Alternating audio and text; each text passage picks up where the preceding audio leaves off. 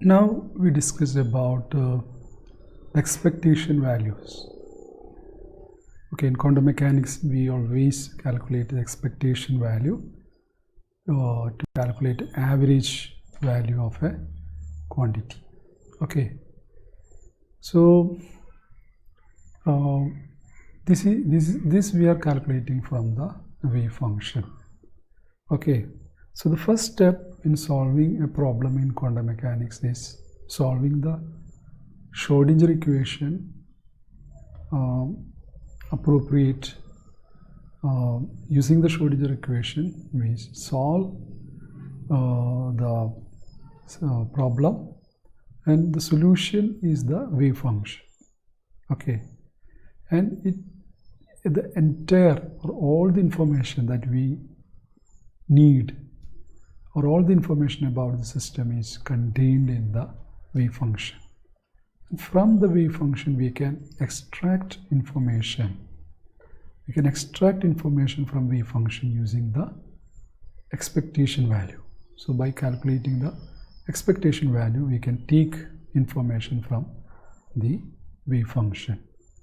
Okay, so first step involves solving the Schrödinger equation.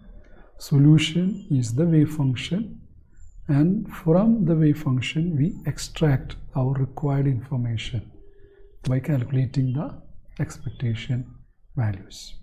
Okay, so first of all we have a given physical situation, and psi of x, y, z, t, that is the solution of the Schrödinger equation, and this is the wave function of the particle. Now the expectation value of the position of a particle confined to the x-axis. We are considering just a one-dimensional wave function. So psi of x comma t depends on time as well. So expectation value of the position of the particle, it is actually, we are actually defining it, it is actually the value of x that we would get.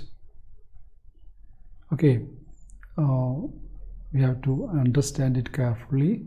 The expectation value of the position of a particle, that is what we are going to define.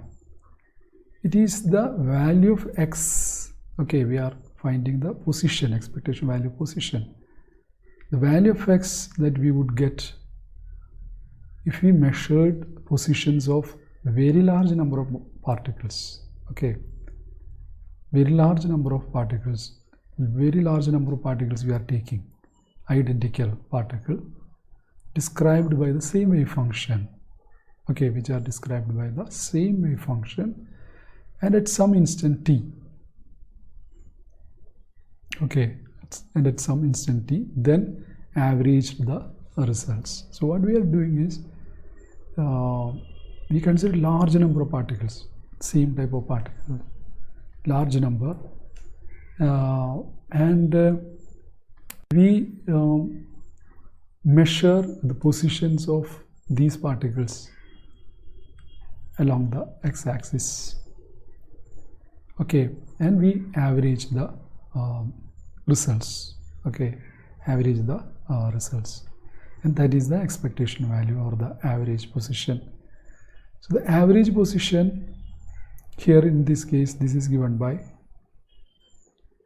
sigma I ni xi over sigma I ni, which is actually n1 x1 plus n2 x2 plus like this in the numerator, then n1 plus n2 plus n3 in the denominator.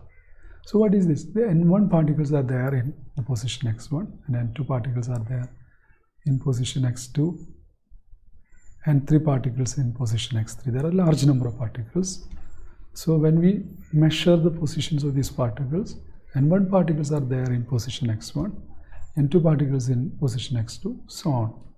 So what we do, n1 x1 plus n2 x2 plus like that, and total number of particles, you divide it by the total number of particles, n1 plus n2 plus n3, that is this sigma I ni xi summation over I ni xi over sigma I ni, the total number of particles in the system. So this gives the average position. Okay, so now when we consider a single particle, we are now changing it into for a single particle. There we are actually finding the average position for a single particle. What we do is we replace this Ni. Ni is the number of particles at position xi. Okay, Ni is the number of particles at position xi when we are considering large number of particles. Now you consider only single particle. So what we do is, when we calculate the average position, the expectation value, you replace this Ni by the probability Pi. Okay, so Pi is the probability for the particle to be found at xi. Okay, Pi is the probability for finding the particle at xi in a short interval dx. Okay, and we know Pi is equal to modulus of psi square, and you are finding the particle in a small interval dx, so you have this Pi equal to modulus psi square dx. Okay, where this I is the wave function at x equal to xi. So in this expression we are replacing Ni by Pi.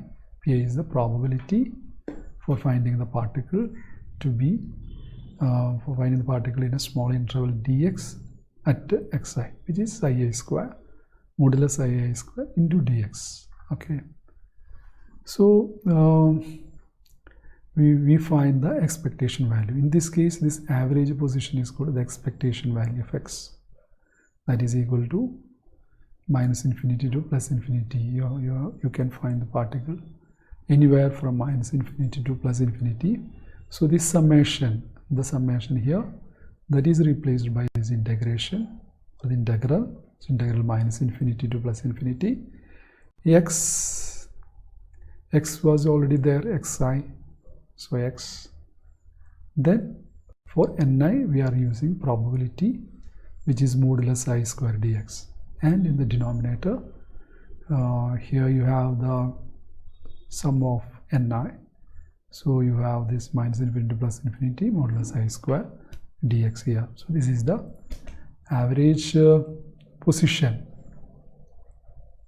Okay, so psi is the so this is the average position, or the the expectation value of x, the expectation value of position. So this is how we find expectation value position in quantum mechanics. Okay, so this is for a single particle. The expectation value, the average value, is given by this.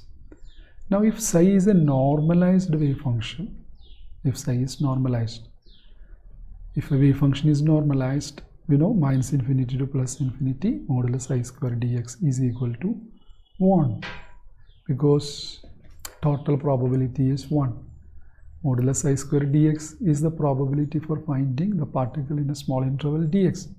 Now if we add it from minus infinity to plus infinity, you will have the minus infinity to plus infinity modulus I square dx as equal to 1. That is the total probability, that is 1. So the expectation value now becomes minus infinity to plus infinity x modulus psi square dx. This is 1. Okay, so that is written here. The expectation value of x, that is minus infinity to plus infinity x modulus psi square dx when psi is normalized. When psi is not normalized, you have to use this equation for finding the expectation value of the position. Okay, so finding expectation value is a very important thing in quantum mechanics. As I said, once the wave function is with us, the next step is extracting information from it. Okay, that's like we extract coconut milk from coconut. We extract information from the wave function, and the extraction is done by using this finding the expectation value, by finding the average value by this method.